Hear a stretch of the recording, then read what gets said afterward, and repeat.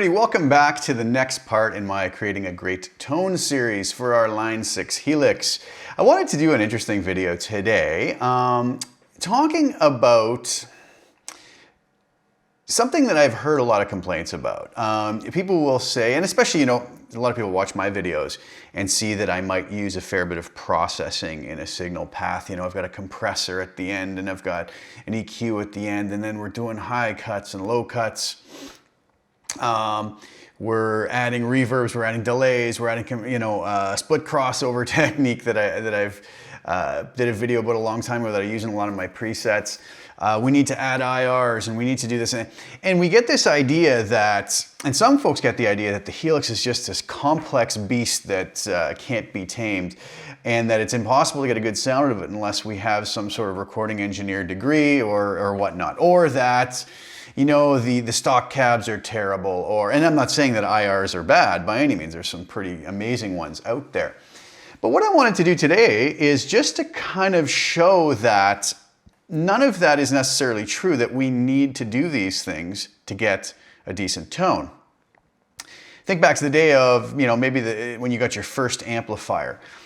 We plug it in, we plug our guitar in, we turn the volume up and we start playing. We might go up and twiddle a couple knobs, add a little treble, cut a little bass, add a little bass, cut a little treble, add some mids, whatever, right?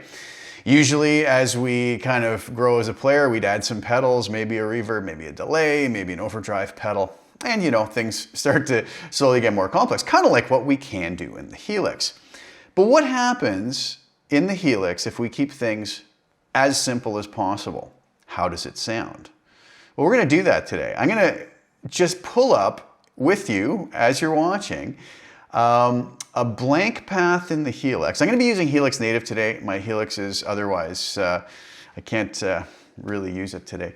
I am plugged in through it. It's the interface. It's feeding into Helix Native, so you're just hearing what the Helix would sound like. You're still hearing it, the front end of the Helix, and recording directly into Helix Native in Cubase. So what happens if I just take an empty path and I just add an amp and a cab, the stock cab that comes along and that's paired up by the folks at Line 6 with the amp, and nothing else, no other processing on the path at all? What happens? How does it sound? Is it usable? Is it something we can tweak just like we would an amp in the room, right? Turn some bass down, add some treble, hey, there's a sound we can use, and off we go. Okay? I thought it would just be an interesting video to kind of show that I think all the tweaking isn't necessary to get a usable, decent tone. If we're going for a very specific thing, yeah, we can tweak as we want, but I figure if we can start off right from the ground up with just an amp and a cab and get that sounding good, then everything else we add, if we want to add anything else, is just going to make it better, as long as we don't go too heavy-handed on the processing and the effects. So let's go over to Helix Native. That's why you're going to see my meters and whatnot here. It's funny, I use Helix Native for a different video, and everybody's like, hey, when did HX Edit get meters? So this is Helix Native, okay? So we have this blank path. If I play my guitar,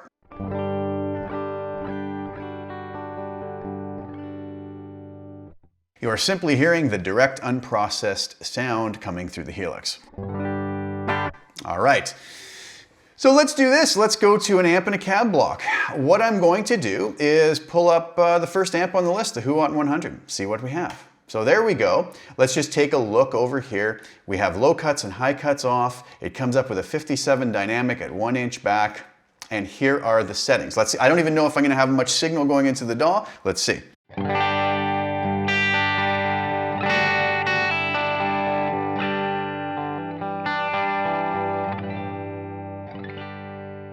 That's on the bridge pickup.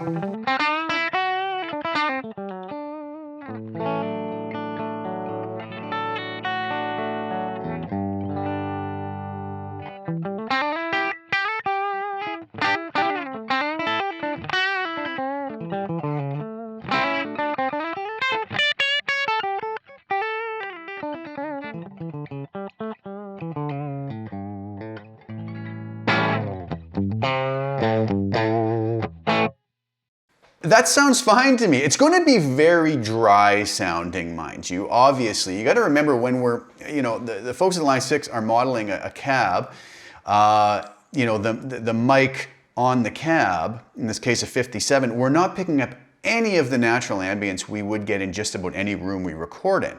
So one thing you can do that almost to make it a fair thing is you could come in and as far as one bit of processing is come in and add a simple room verb, right? At, I don't know, just something really subtle down here, such as this.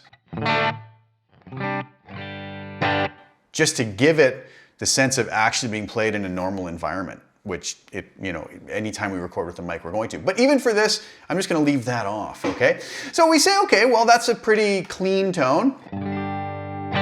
Absolutely nothing wrong with it with the settings that came up. But what if I said I want something a little bit dirtier? Okay, let's do this. I'll just bring the channel volume back. I'm gonna crank the drive right up, see what happens.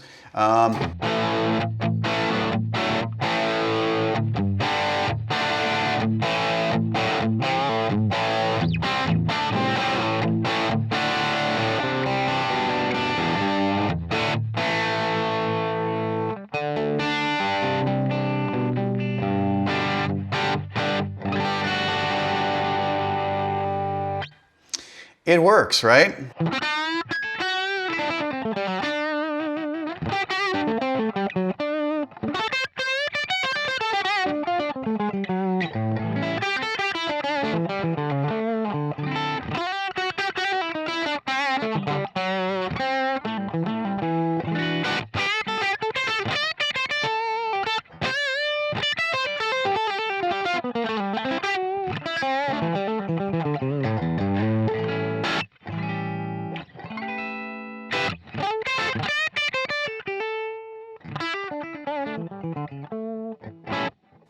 There's nothing wrong with that tone. Some people might say, oh, it's too bright or it's too, yeah, but the point is can we have something that's usable with mild tweaking or no tweaking at all?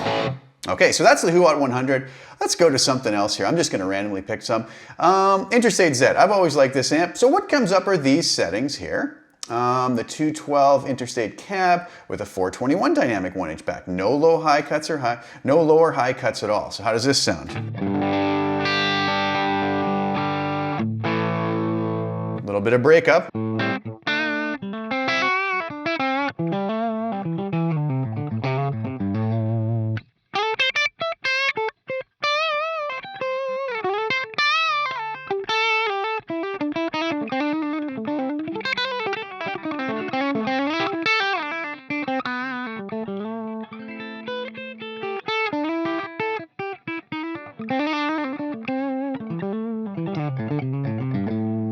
Neck pickup.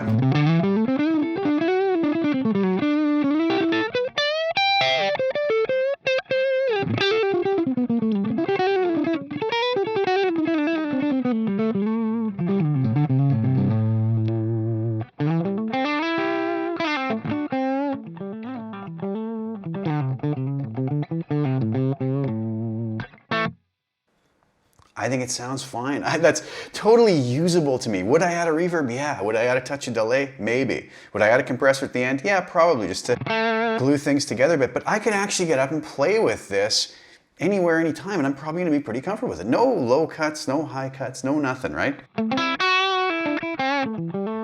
What happens if we crank the gain up a bit on that? Let's bring the channel volume back a touch.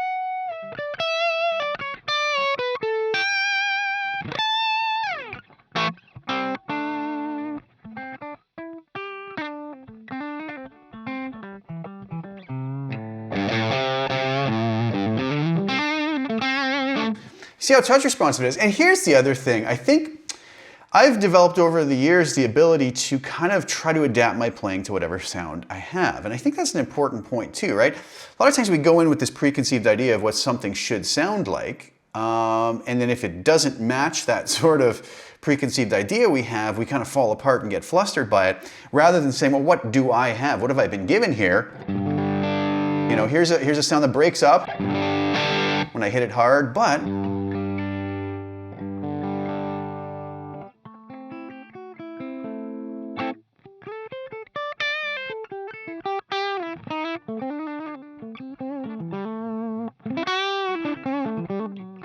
I can clean it up by rolling my volume off, by playing soft, by finger picking maybe, and I'm gonna kind of adjust my playing to work with that, if that makes any sense. Okay, let's go to something else here. Derailed Ingrid, let's see what we got.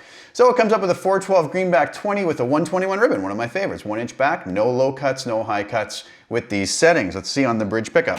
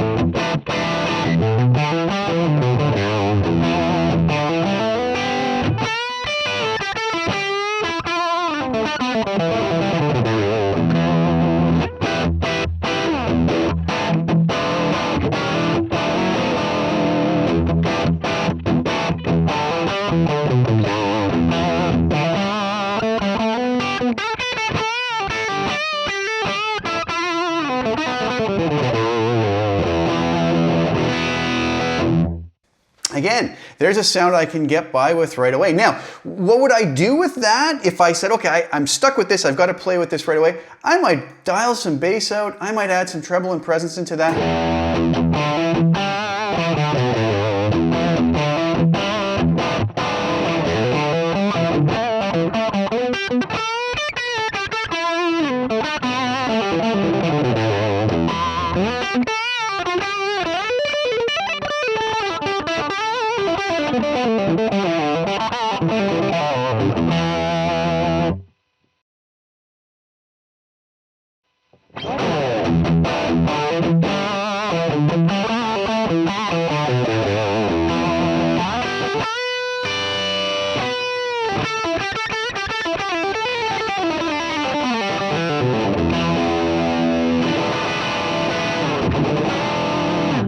There's nothing wrong with that tone, you know?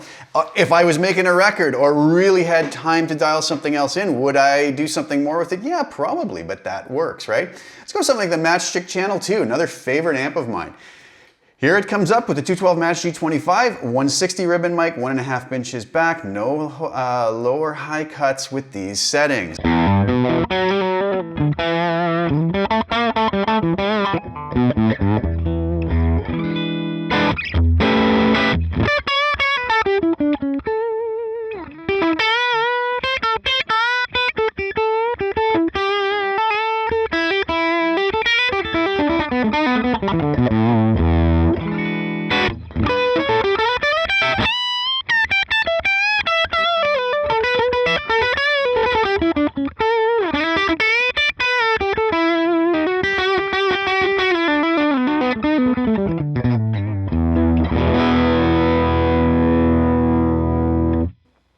Again, nothing wrong with that. It breaks up a little bit, obviously. Let me bring that channel volume back, maybe add a little more gain to it.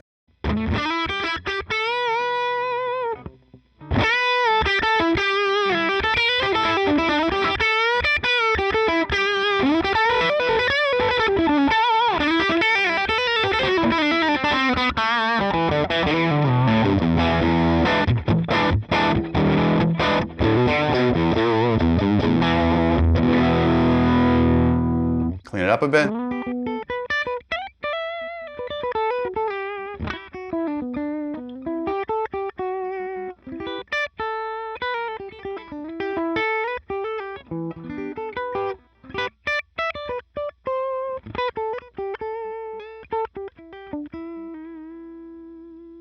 Nothing wrong with that tone. And obviously we have other things we can play with here, right? You want tone different?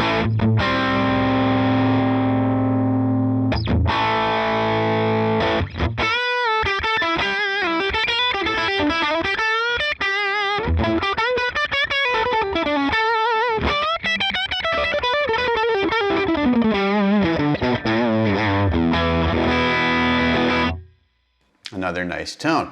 All right, let's go to Marshall land here. Let's go to the Brit Plexi Bright. It comes up with a 412 greenback 25 with a 57 on it with these settings. Let's see what we got. Bridge pickup.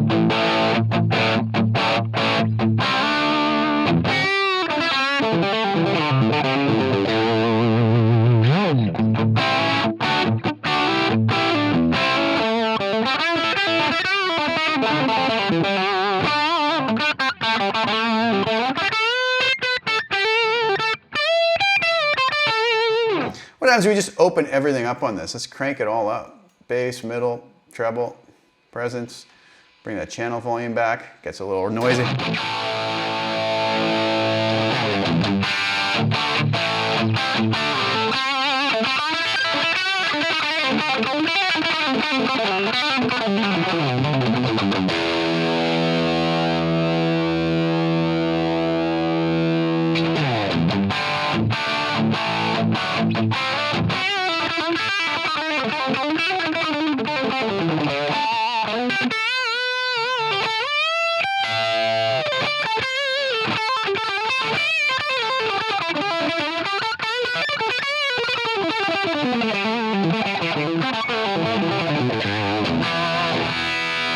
You know, one thing I would probably do to that, I'd come over and put a ribbon mic on it. Pull it back 4 or 5 inches.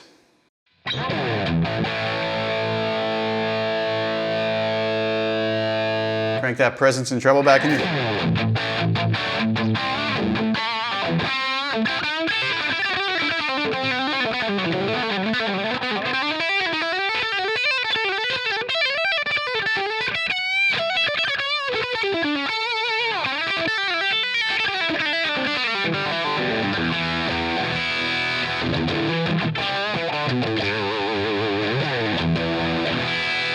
You know, those tweaks took me 2 seconds to do, right? And it works. Placate it dirty. Let's see what we got. So it comes up with 412 Cali V30, 57 dynamic, 1 inch back. Here's what we got.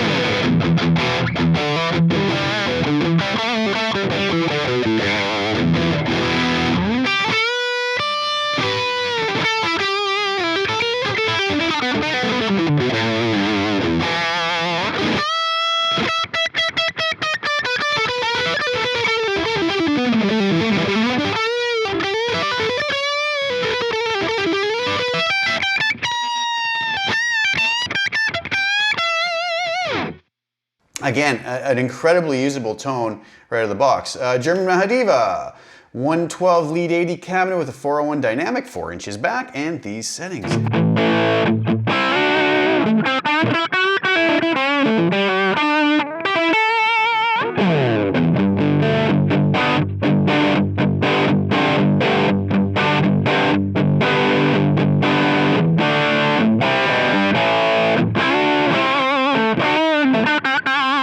You know, a little nasally maybe add a bit more.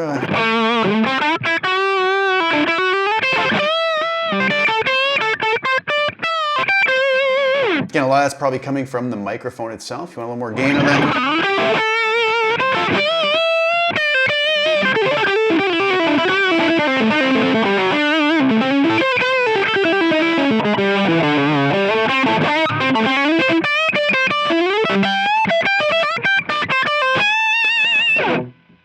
Again, a usable tone right away. Cali 4 lead, okay.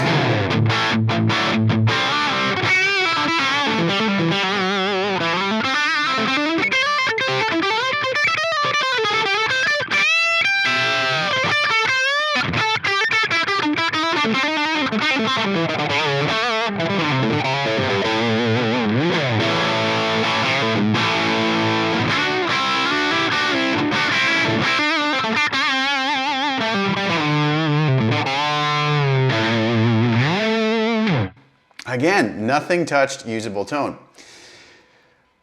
What else do we have? PV Panama. So we have these settings with a 412 Uber V30 cab, 409 dynamic, 2 inches back.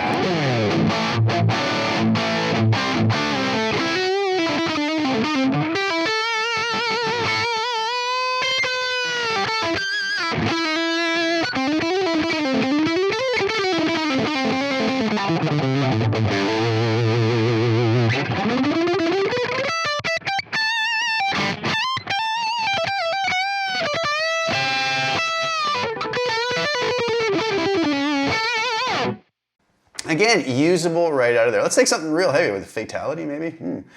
412, Cali V30, 57 dynamic.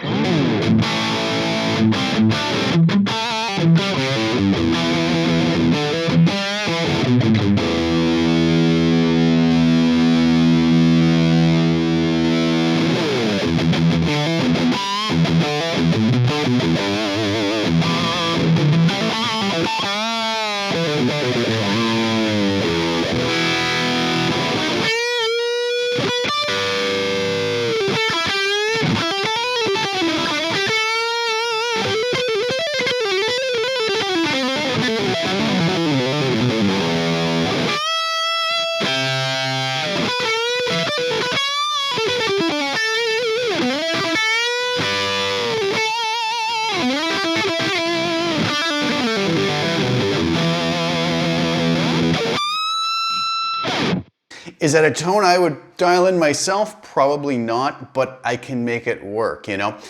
So, I don't know. I mean, I've gone through a whole bunch of different things here. You know, you could go back to something like just a tweed blues, just something.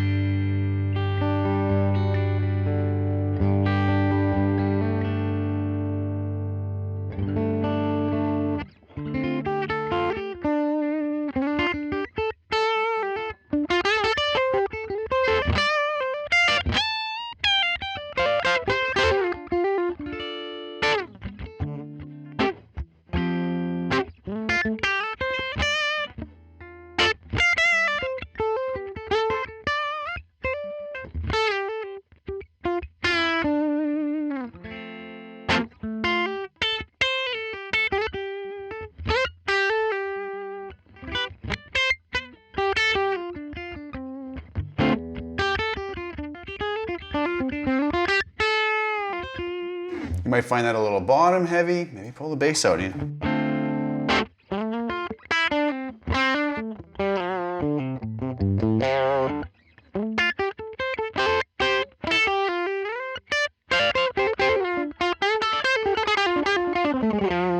Neck pickup.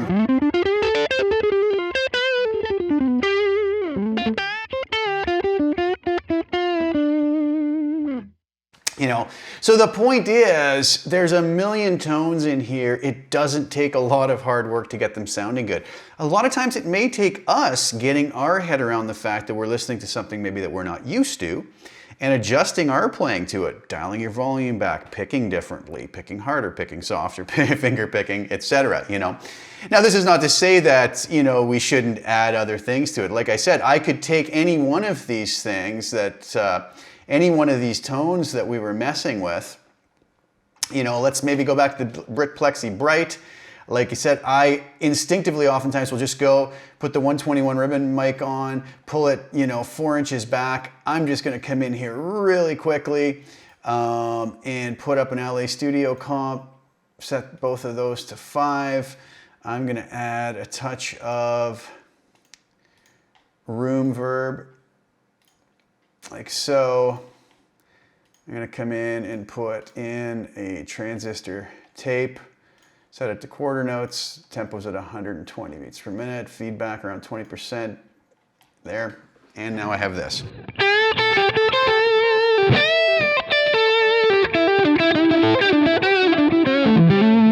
And then I can just go into my amp settings and say, yeah, I want more presence, treble. I'm gonna crank all this up, open it right up, bring this back a bit.